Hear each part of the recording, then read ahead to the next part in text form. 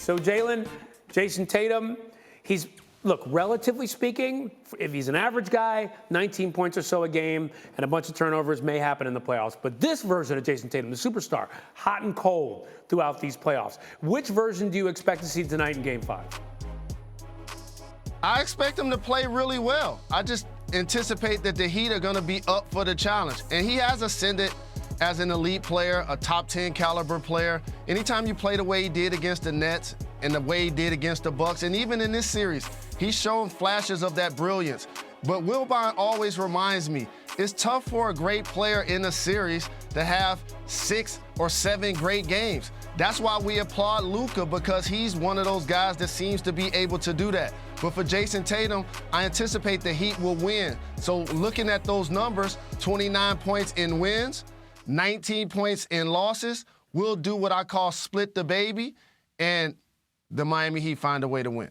Okay, Luka is making our superstar bar too high, I guess. So, JJ, these differences between these games for Tatum, I wonder what you see in terms of bad Jason Tatum. What makes him not have those transcendent games versus the good games? Yeah, I think it comes down to decision making. I talked about this before the series. The best version of Jason Tatum is good shot selection, is knowing when to pass and be a playmaker, knowing when to drive. The bad version, as we saw in Game 3 with the turnovers, is driving into heavy traffic, not having a plan, not passing the ball on time and on target, and taking bad shots.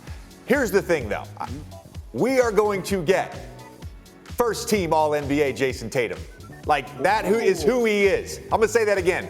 First-team All-NBA Jason Tatum. And yes, he's allowed to have off shooting nights. To me, it comes down to the turnovers. That's where it's an issue. If we look back at that Bucks series, Game 3, which they lost, he had 10 points. He bounced back with 30, 34, 46, 23, 8, and 7 in a closeout game. Let's not have this narrative where Jason Tatum is all of a sudden this inconsistent player. He is first-team All-NBA Jason Tatum. First-team All-NBA Jason Tatum is who you Thank you for watching ESPN on YouTube. For live streaming sports and premium content, subscribe to ESPN+.